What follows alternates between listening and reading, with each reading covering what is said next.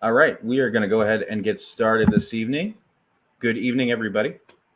Thank you all so much for joining us live or potentially watching recorded. My name is Pat Kane, Public Programs Manager with the Champaign County Forest Preserve District's Museum and Education Department. And we are here tonight to continue our special speaker series. And in just a few short moments, I will bring on David McBride to present tonight's program, The Health and Equality Ideals Through the Lens of History and Preservation. Before we get into tonight's program, I just wanted to go over a few things before we get started. First, joining us on screen right now is Janie. Janie will be providing American Sign Language interpretation for tonight's program, and we thank Janie so much for being here. Also, let us know where you're watching from this evening, whether you're watching from Central Illinois, across the state of Illinois, across the country, or somewhere else. Always like to see where folks are tuning in from, so jot down in the comment section where you may be watching this program from. It would be greatly appreciated.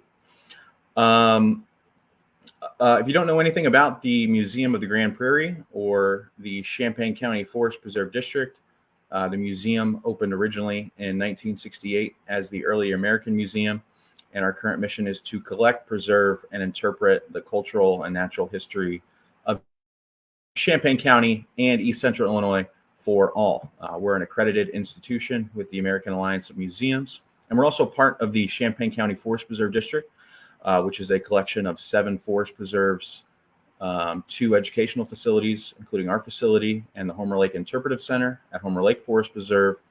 It also includes Lake of the Woods Golf Course, multi-purpose Kickapoo Rail Trail, and a whole bunch more. In fulfillment of our district's mission to protect Champaign County's natural and cultural resources and inspire people to care for, enjoy, and explore their natural world, the Champaign County Forest Preserve District recognizes its responsibility to acknowledge those Native peoples who came before us on this land.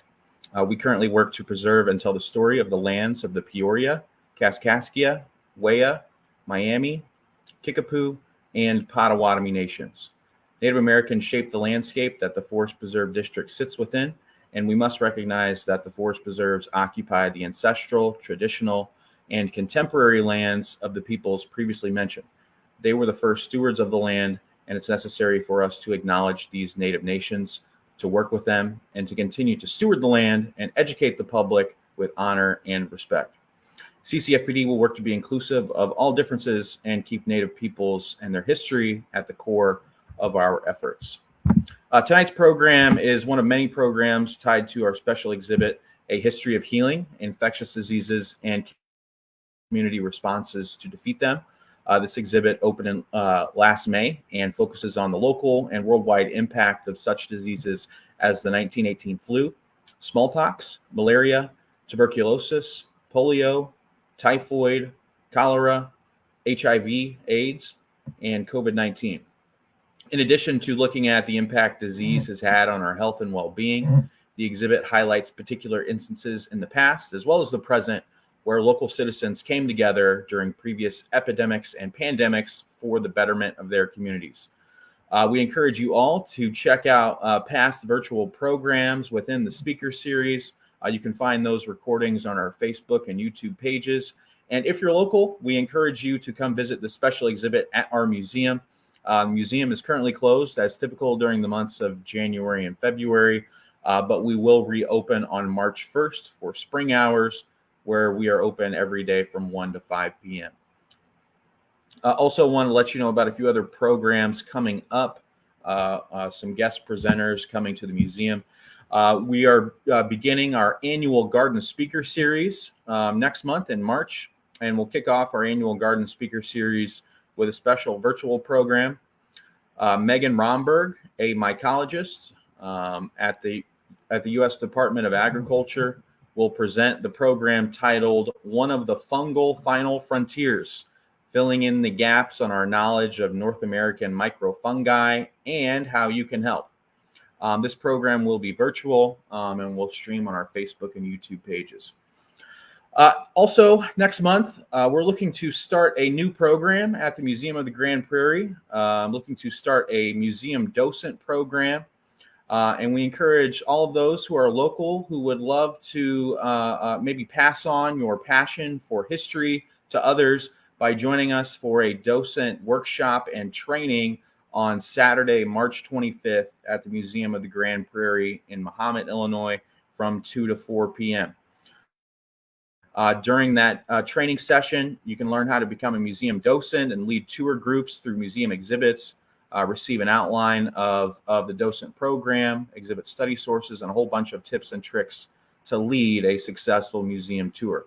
Also going to be hosting another training in April, and you can find more information about that training, as well as more information about all that the Museum of the Grand Prairie and CCFPD has to offer by visiting museumofthegrandprairie.org or ccfpd.org. Should you have any questions or comments tonight, feel free to drop those in the comments section. We will have a Q&A session at the end of the program. All right, enough of me talking tonight. Let's bring on our guest for this evening, David. David, how you doing? I'm good. Hey, David, I want to thank you so much for joining us tonight. I think the silver lining with the pandemic is it provided an opportunity for us to provide virtual programs to folks. Not only folks can tune in from across the country, but it also provides an opportunity to have guest presenters from across the country. So really thank you for being here with us virtually, having the opportunity to speak with us tonight. Let me introduce David, and then I will turn the show over to him. Dr. David McBride is a public historian who focuses on health, historic preservation, and Black and minority communities. His writings and research include several major books and research studies on medical history of the U.S., African American health, epidemics, and disasters. Dr. McBride is Professor Emeritus of African American History and Studies at Pennsylvania State University in University Park, Pennsylvania. He received his BA from Denison University in Greenville, Ohio, and his PhD from Columbia University in New York. So without further ado, let's give a warm virtual welcome to David McBride. Thank you. Can you guys hear me well? Yes, sir. Yeah, I'm happy to address everyone, and I appreciate Pat did a lot of work behind the scenes for the last couple of weeks to make this program happen. So what I want to do is take you all through material and themes that are covered in a couple of my books. One book is From TB to AIDS, which I wrote some years ago, and I wrote it in the throes of the HIV epidemic back in the 90s. And then a more recent book, Caring for Equality, which has come out rather recently, and it covers a lot of the themes and issues and things that I'll talk about today. So you're going to get a summation. If you have an interest in a particular detail, or you want to pursue some reading on a topic or person or event that I cover, you can track down those books and from your libraries, ebook form or whatever, and they have extensive bibliographies and recommended readings and such. I was telling Pat a couple of days ago that I'm familiar with Champaign County, not recently, but I spent my early career out at Sangamon State University, which is now University of Illinois at Springfield. So I was being in the capital of Illinois. I was in the middle of a lot of interesting events, and I got exposed to the famous Illinois politics, and it was a great experience. So I'm very happy to be back in a way with you guys to talk about this issue of healthy and equality ideals. If I could have my slides.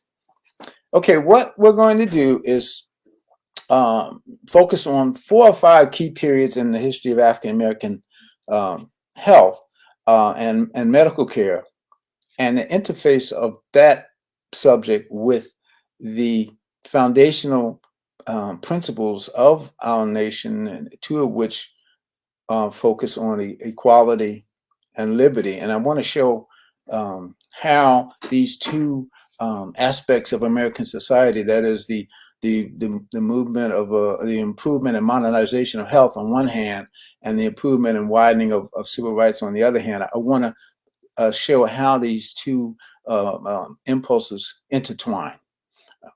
Okay, next slide.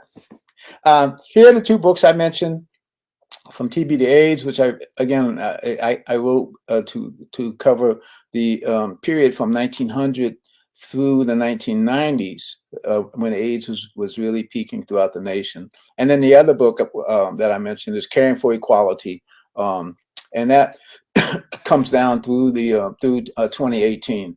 And again, what I'm going to describe today they're encompassed in these two works and other works that I've done over time. So what do we mean with this title that has health and equality, ideal in it? Well, my central theme is that constitutional principles of liberty and equality, I'm arguing, have been the driving forces behind today's modern medical system. And the way we study medical history, it generally is separate from the civil rights heritage and vice versa. The way we tend to study and approach and historicize civil rights is we tend to leave out a lot of what's going on in the health area and the impact that civil rights is having on healthcare and improving the health of the American people. So that's what we want to focus on throughout these next 20 minutes or so. What I'm arguing is that the differences in disease patterns, epidemic impacts, the availability of medical care, as the nation has rifts and inequalities in these different realms, what happens is the American institutions are constantly kind of widening and trying to embrace and contain and then even eliminate these types of inequalities. And then as a kind of secondary theme or dimension of my talk is how has this health equality ideal experience become memorialized in terms of our monuments and in terms of the way we approach our historical sites and cultural materials. So we're going to go through 3 or 4 periods: the post-Reconstruction period, the Jim Crow segregation period, the civil rights period, and then the period of urban crisis, which pertains to the 1980s, 90s, early 2000s, and then right down to our current experience with the COVID-19 pandemic. Next slide. So putting our kind of like time capsule together and going back to around 1900, one of the major causes of death throughout the nation, and especially for Black Americans, is tuberculosis.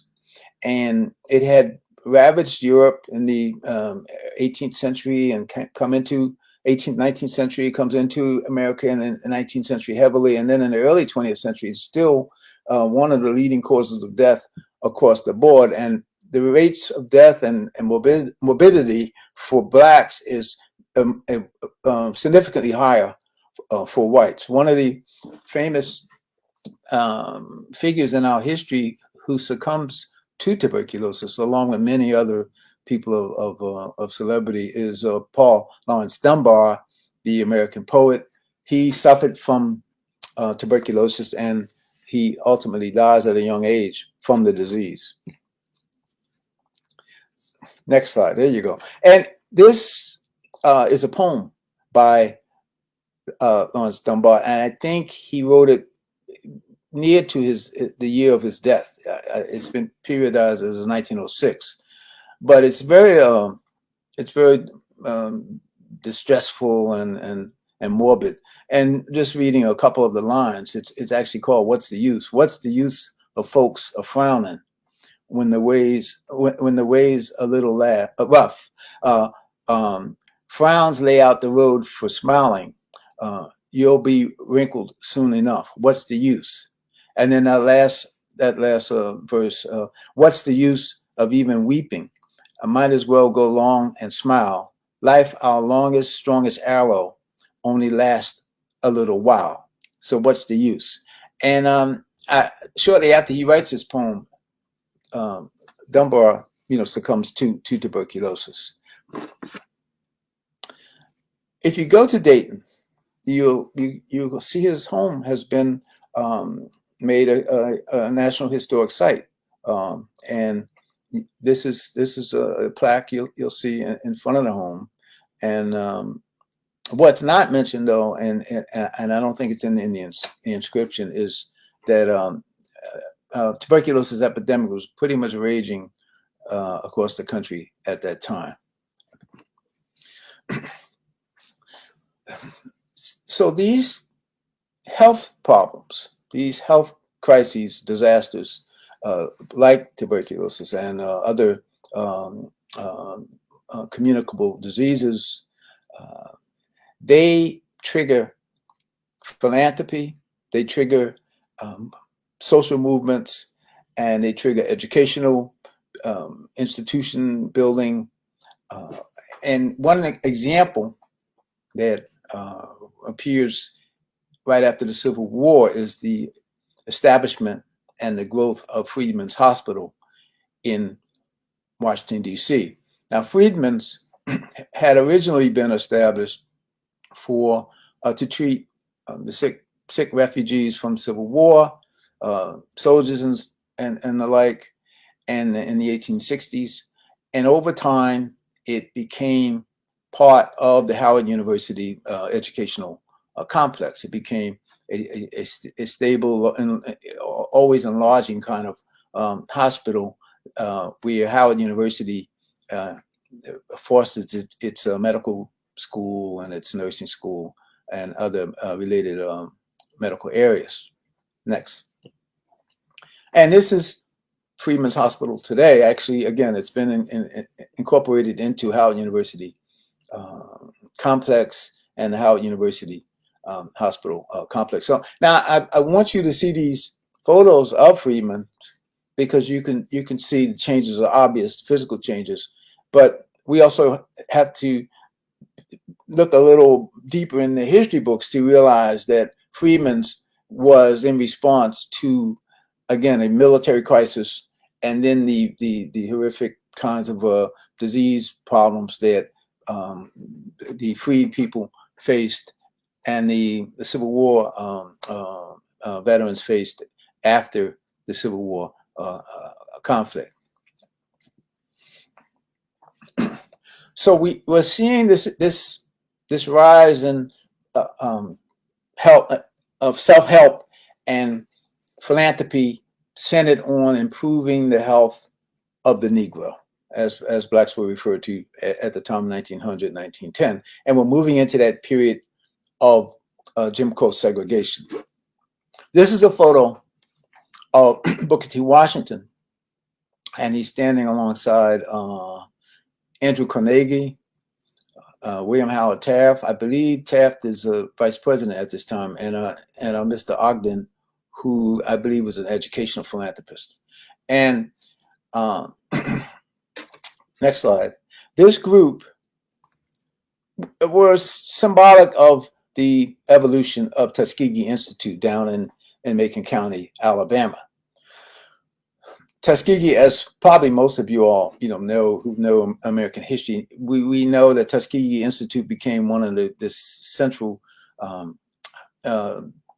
cornerstones of higher education for blacks in the South, for the newly freed black populations, and it becomes a center for Booker T. Washington's idea of focusing on education that stresses vocational trades, practical sciences, but also the professions such as as medicine and nursing and related fields of architecture and such. So here are some photos of Tuskegee Institute. Here's a chemistry lab around 1902, when the institute is up 2 or 3 decades old. And here's a math class around the same time of the century, and you could see the young ladies in the front, and in the back you have young men, and they're learning some essential math subjects around. It was around 1906 or so. Now, to provide health care for the students and staff down at Tuskegee, a hospital was established, a health center, and it was called the John A. Andrew Memorial Hospital. It was built in 1913. It was a hospital before that, but the one that we're focusing on is the 1913 onward version of that health center. And the Memorial Hospital that was built in 1913, it's named after John A. Andrew. He has a connection to the Civil War. Next slide. Andrew is a Civil War governor of Massachusetts, and one of his descendants, I believe a granddaughter, is the one who oversaw the building of the John Andrew Memorial Hospital at Tuskegee Institute. Now, it's interesting. He's obviously a white man who had deep roots in the Civil War abolitionist cause. It was his state that was the center for the organization of the 54th Regiment, which drew free black males from throughout the North to go and fight in the Civil War. So in any case, the hospital is named in honor of the memory of John A. Andrew. Next slide. And here's a scene from the new hospital. This is a award, and you can see nurses rendering care. Next slide. Now, what's interesting about the Andrew Memorial Hospital is how it evolved over the decades. And here's again where you need to put on a historical cap, and also think about the ebbs and flows of the struggle for the public struggles for civil rights and liberty. And the Andrew Hospital today is called the Andrew Building, and it is the National Center for Bioethics in Healthcare and Research. Next slide.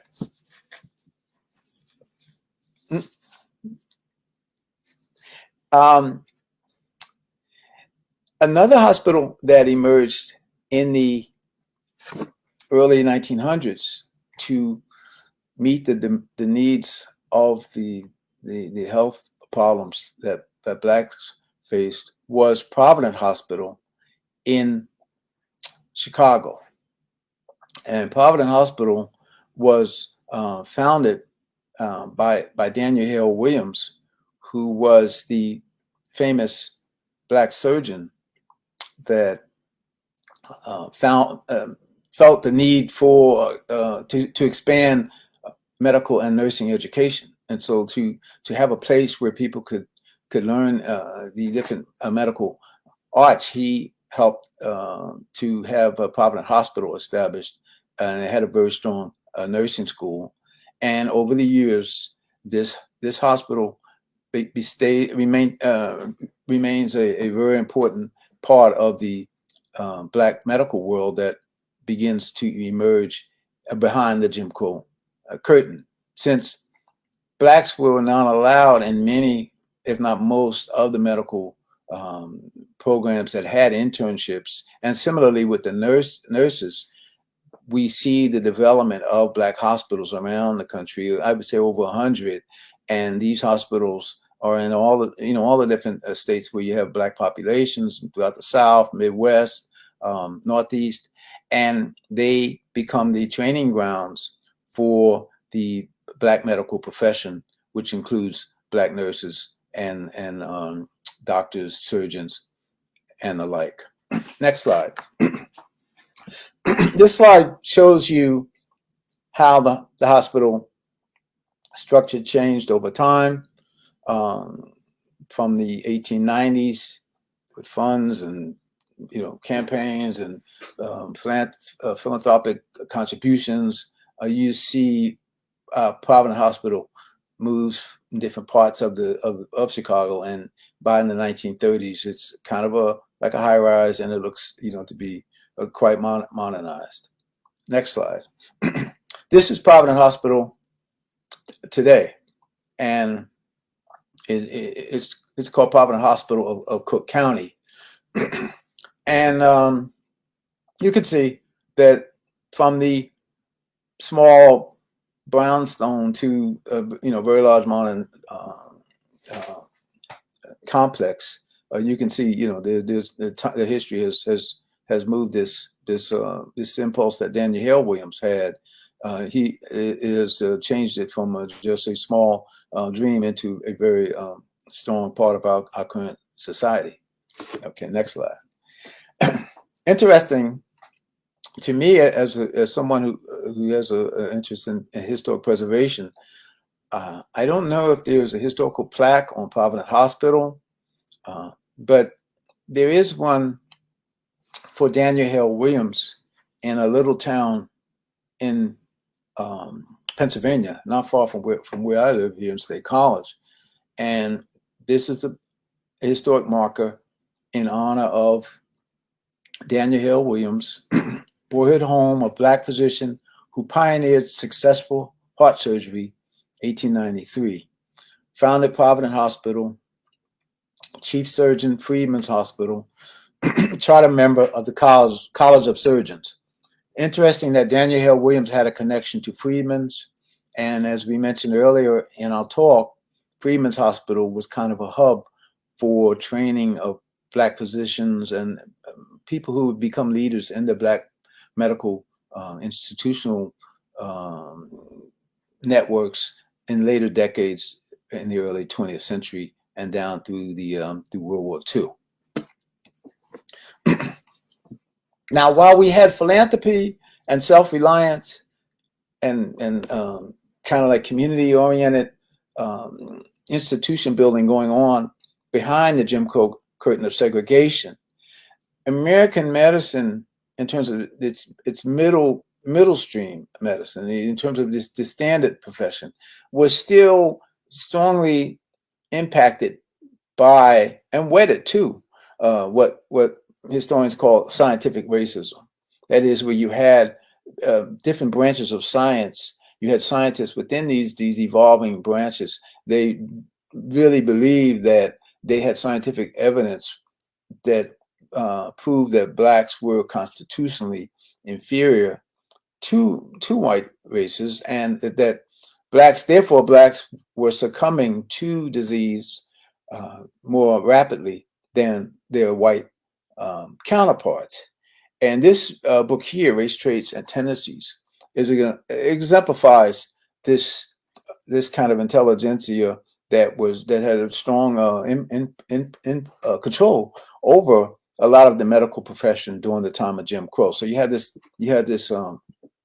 building blocks that made up the Jim Crow wall. It wasn't just the building block of economic barriers, such as keeping Blacks within certain professions or certain occupations or in debt in the economic realm, but also in the educational realm and in the realm of science. There was a lot of tendencies and production with respect to scientific racism. And Frederick Hoffman wrote this study in the turn of the century, and it was widely cited as the reason as the rationale and the evidence for what many people believed would be the end of the Negro race. And Hoffman was a German-born statistician who came over to the States. I'm sure he was brilliant in his particular vocation, and he was very influential in terms of the insurance companies and demographics and social sciences. But his conclusions and such with regard to race traits and tendencies turned out to be pretty much absolutely wrong, and they were challenged by Black and progressive intellectuals as soon as this particular study came out. But still, the influence of these studies of so-called scientific racism was pretty pervasive during the Jim Crow period. So what does this have to do with the health equality ideal? Well, it's a barrier. It's a preventative to the idea that people should and could have equal health status if they had equal access to healthcare provision. Next slide. This is a page out of one of the medical journals of the Jim Crow period, and it's the American Tuberculosis Review. And I show this just to remind everyone that before our computer age and before the digital digitization of so much of our knowledge base, we used journals, physically preserved and available through medical libraries and such. And if you were a practitioner or a researcher back during the time of Jim Crow or the 1930s and Great Depression era, all the way down through the modern, the latter 20th century, you relied on these highly specialized journals. And this is the American Tuberculosis Review.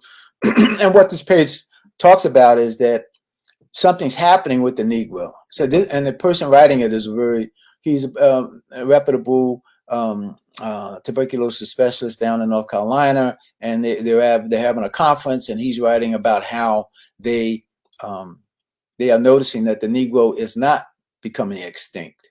The Negro is actually surviving, and they're beginning to turn back the tide of tuberculosis deaths. Next slide.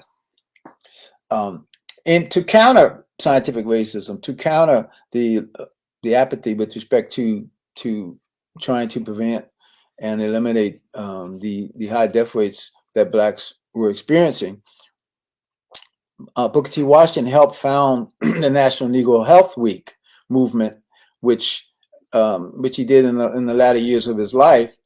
And what that became was a yearly focus throughout the country on where you set aside a week and it became a month. You set aside this period every year to focus on community health, focusing on health issues, preventive health programming, campaigns, school programs, things that communities could do to promote health. And so this was a counter on the scale of the scientific racism that I covered. Next slide. So we come out of the Jim Crow period. We have the segregated medical system, but still it's becoming restless in terms of the nation as a whole. And as we all know, in the 1950s, the civil rights movement begins to explode throughout the country. Some of the highlights are spelled out on this particular slide. The Imhotep movement was a collection of Black physicians who worked with the NAACP, National Medical Association, and the Black Medical Society of the District of Columbia. And what they do is they begin to challenge the American Medical Association about segregation. The federal courts and the federal agencies begin to push the medical establishment through, push them more and more to let down the walls of segregation. And one of the key cases is the Simpkins Memorial Hospital case, a federal case that emerges out of North Carolina. And that case became one of the important how can I say, milestones that resulted in hospitals in the South that were using federal money. They were being required by federal agencies to allow Blacks to use their facilities both as patients and as medical professionals. So the separate but equal idea or practice begins to erode with decisions such as the Simpkins decision. And then we have the Medical Committee for Human Rights, which is founded. Again, these are progressive physicians and people in the medical fields who, Black and white, who begin to support the civil rights movement and move throughout the South and begin to knock down barriers in terms of the segregation in the different professional specialties and in medical institutions. Next slide. Lyndon Johnson initiates the war on poverty. Medicaid and Medicare are implemented. These are explosive developments. Medicaid and Medicare begin to knock down barriers in all of the hospitals because these patients had federal monies, and the hospitals, if they segregated, they were kept out of these programs. So hospitals began to, across the South, and where there had been customary segregation in the North, these hospitals and medical schools and such began to let down the walls of segregation. Next slide. Here's a photo of the Medical Committee for Civil Rights. I mentioned them a little earlier, a few slides back, but they evolve into the Medical Committee for Human Rights, and they're important in terms of forcing the AMA to desegregate. They're important in terms of providing medical assistance to the civil rights workers in the South, who were down during the time of voter registration drives and protests protests regarding other avenues of public life. Well, the Medical Committee for Human Rights would dispatch volunteer physicians, medical students, nurses to give assistance to these civil rights workers. But in addition, they work to push the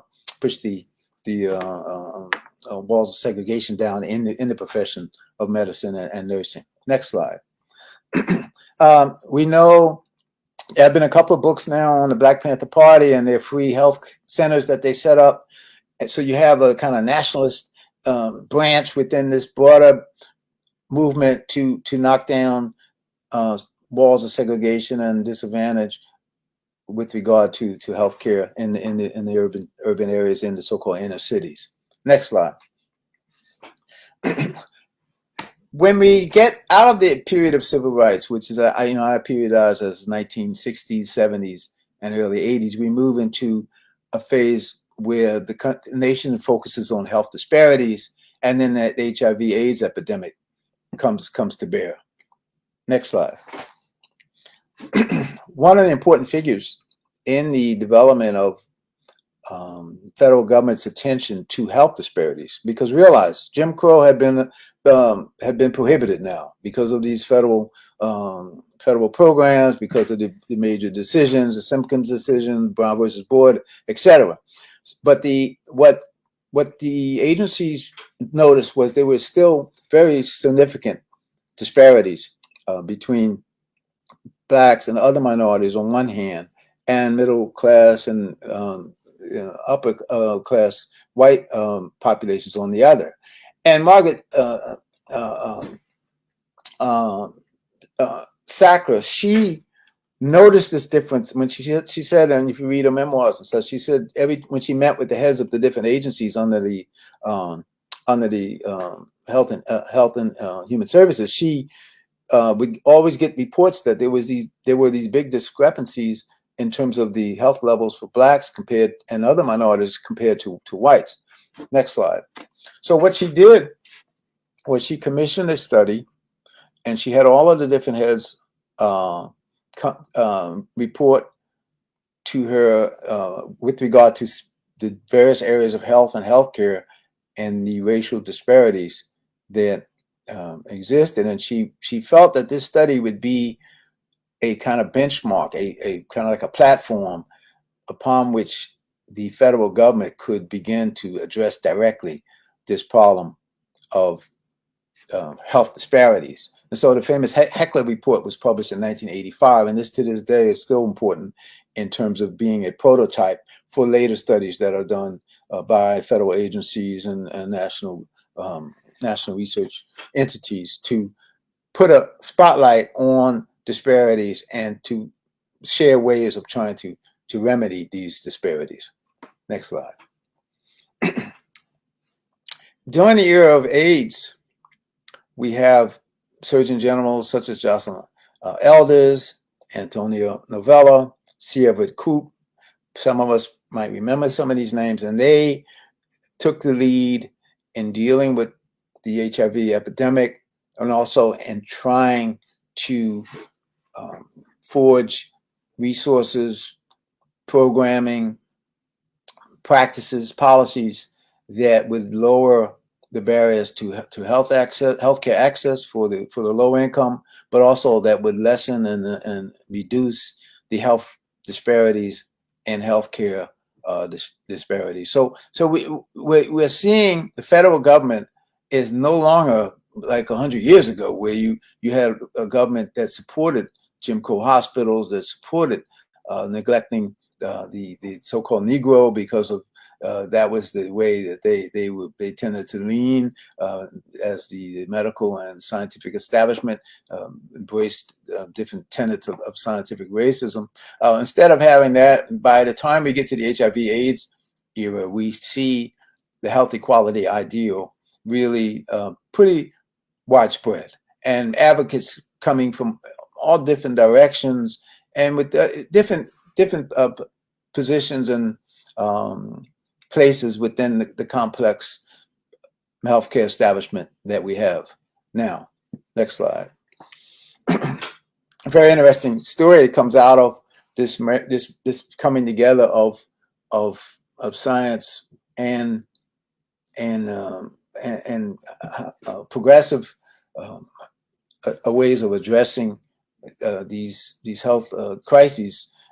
Interesting story is a story of Irvin Magic Johnson and Dr. David Ho. And we, looking at the history of how the nation responded to HIV and AIDS, we might remember the story of Magic Johnson and how he was a great NBA professional basketball player, and he was discovered to have HIV. And at that time, in the early 90s, in the 1990s, it was considered pretty much a death sentence to have been found to be positive for HIV. Well, Dr. David Ho, he was instrumental in coming up with this idea, this therapy involving the so-called cocktail regimen of drugs that minimize the impact of HIV infection. And it was discovered that if it was applied over time, that HIV could be managed. And so what we see is a remarkable story of how Magic Johnson not only survives HIV, but he leaves a permanent kind of stamp on society to help prevent and fight HIV in the future. Next slide. He has headed the Magic Johnson Foundation, and this is of interest to us again as preservationists. This is a kind of like an indicator of some deep steps and tracks that are being put in our society that will be there as the kind of like the critical and public awareness of HIV subsides in future decades. Next slide. Interestingly enough, there are not a lot of markers, historic markers, that focus on AIDS throughout the country. This is a set of markers that do exist. One is this mural over there on the left side of the screen. That's a painting on the building that was an AIDS library in Philadelphia. And during the time of HIV, when it first hit and people were, in a panic stage, and it was much ignorance, and people were stigmatizing and shunning those with the problem. Well, there was a small library that had amassed some information for the people to access and learn more about AIDS. And so on your right, you see a historic marker, and the city of Philadelphia and some private group, I believe, is responsible for that marker. Next slide. So my final point is that the cultural materials and monuments relating to the health equality ideal have taken many forms and shapes, and from community to community and from state to state. Now, as the COVID-19 pandemic subsides, we can learn a lot from these past struggles that our society has had with these health crises, and learn how America does its best when it combines both its civil rights heritage with its abilities and resources with regard to healthcare. So hopefully this landscape of monuments relating to healthcare achievements and opening up of health health opportunities for the American people, hopefully this landscape of monuments and markers will expand over time as we try to recover from the COVID-19 experience. So that's pretty much what I think, I would like to say, and I'm very open to hearing comments and questions. And again, most of what I covered is detailed very thoroughly, and I would say in the books that I mentioned.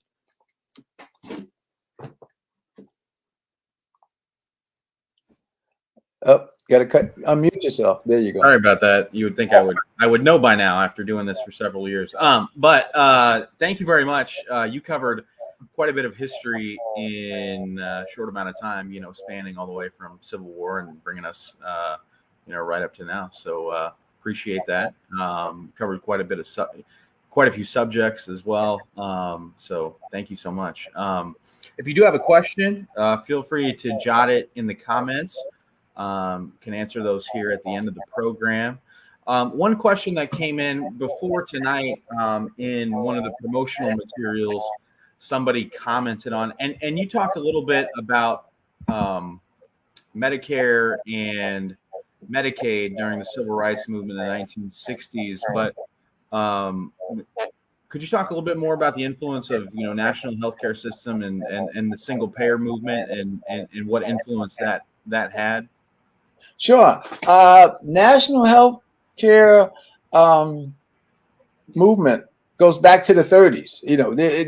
Many of the progressive organizations in the different medical professions have been pushing for national health insurance. It's definitely not a new fly-by-night idea.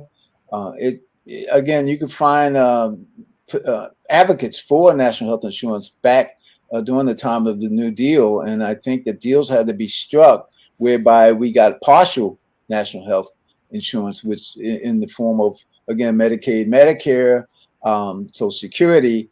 These had great impacts on health levels. We see life expectancy increase. We see reduction in many areas of, child mortality and maternal mortality because of these federal programs. But when you're getting to the national health insurance issue, that is a real hot wire. It was advocated heavily in the 1980s in the Jesse Jackson campaign. That was one of its key platforms. And so in a book format, you cannot leave out national health insurance movements. It's been there and it always comes to the table, but it runs into problems because of the kind of like it's a very broad kind of total. It would require a broad total overhaul of the American health system. And what I really want to stress is that the pragmatic civil rights movements, they leave lasting changes in this huge complex that we call the healthcare establishment. So, but it definitely deserves a chapter in any book on the movement to expand the healthy quality ideal. And I'm glad that someone raised that in the in context of this particular program. Thanks, David. You talked about there at the end. It's still sort of remains to be seen how our current historical moment in response to the COVID-19 pandemic, how that will be memorialized. Are you talking about like, you showed like historical markers and more permanent sort of structures?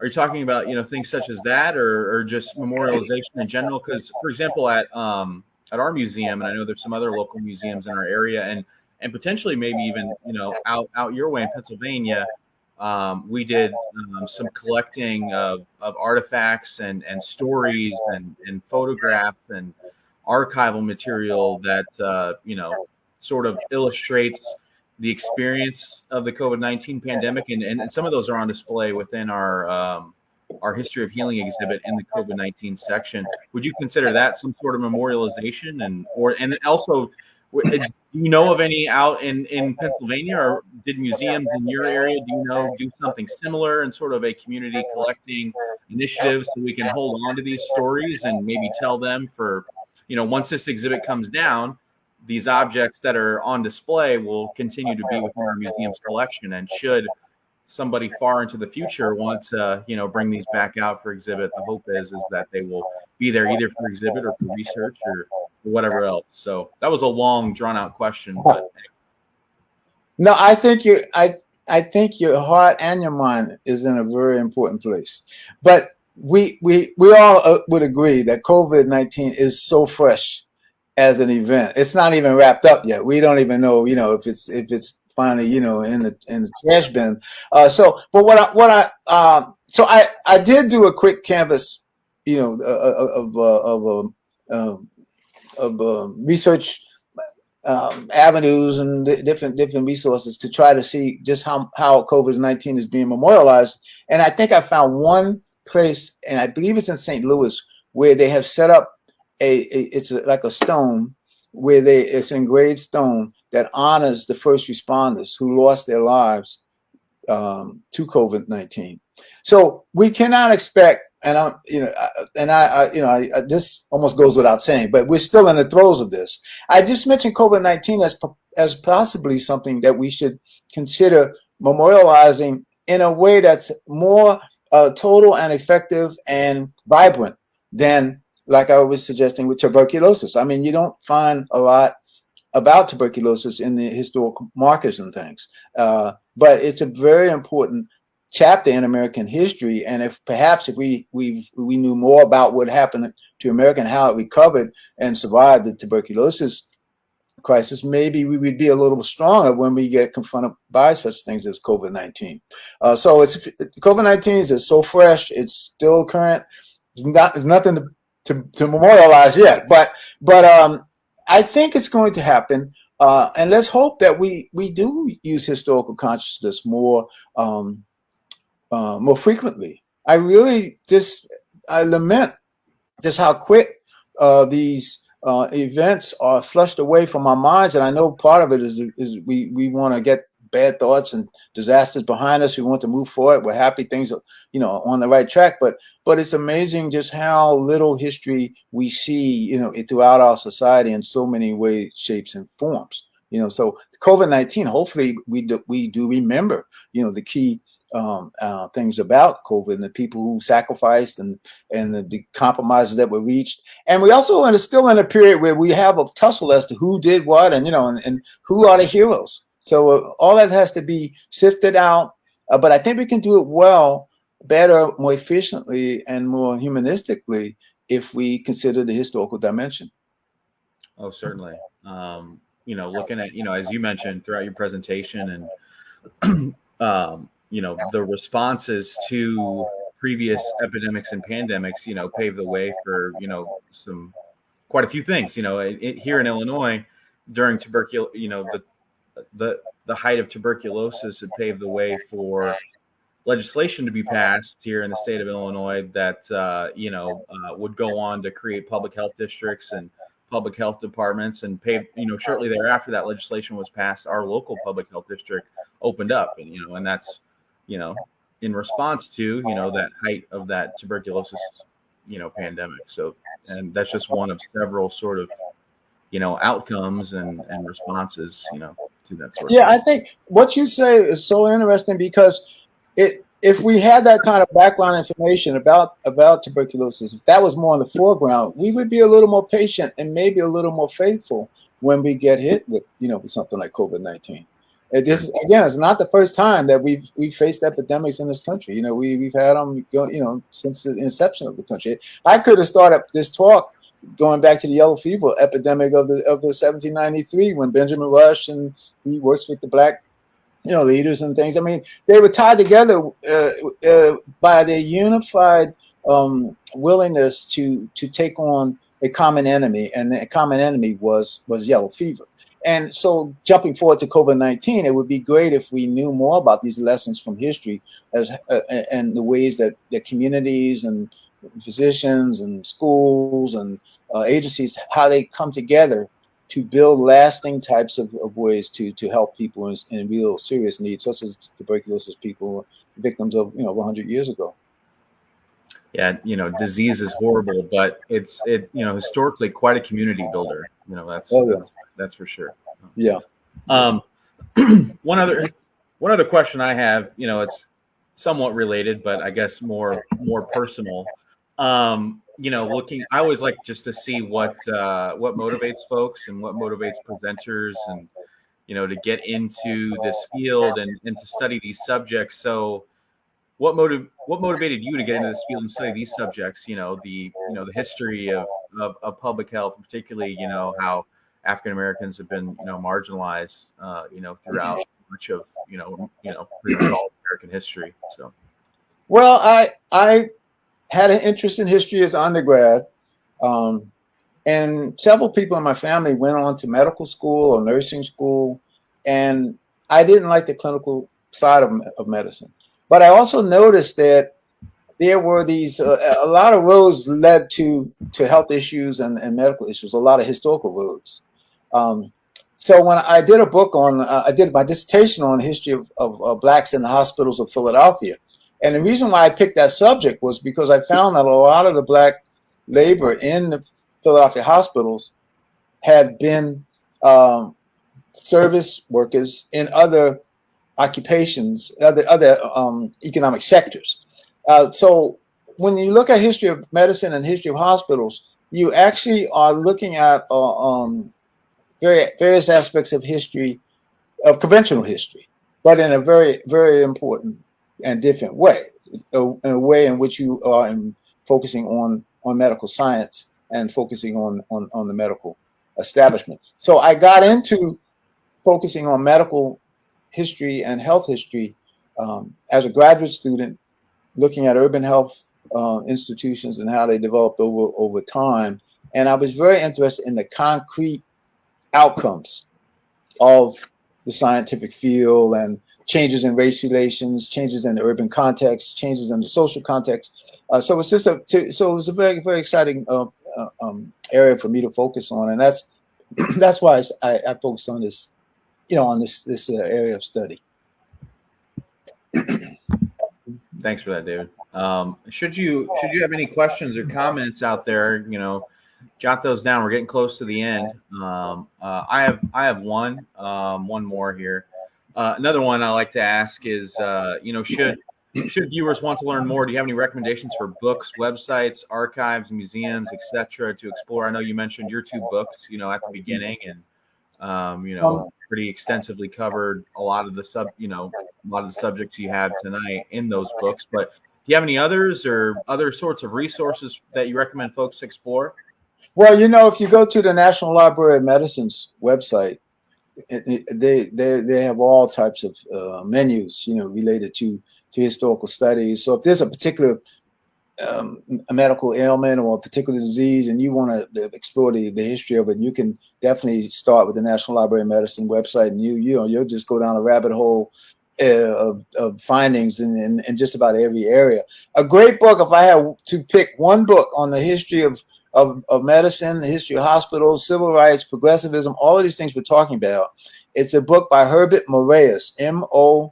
It came out in around 1970, but it's a great book for anyone to grab from your library. Get it interlibrary loan if you want. But it's called the Negro in Medicine, something like that. The Negro in Medicine. But this book, it's rich with photos. It covers the civil rights movement in American medicine, and it's just so well done, and it's so accessible to all types of readers, including advanced researchers, all the way, if you're a history buff and you want to know about the history of American medicine and civil rights, this is the book to pick. And I've had one or two copies, and I just wear it out because it's filled with the real kind of like raw history that underlies the our contemporary history. But that would be one of the main books I would shoot to find. Herbert Morais is The Negro in Medicine. And it has a lot of citations and such in the back that can lead you into doing more research. And this particularly if you're looking at the 1800s, the early 1900s. You're a history buff.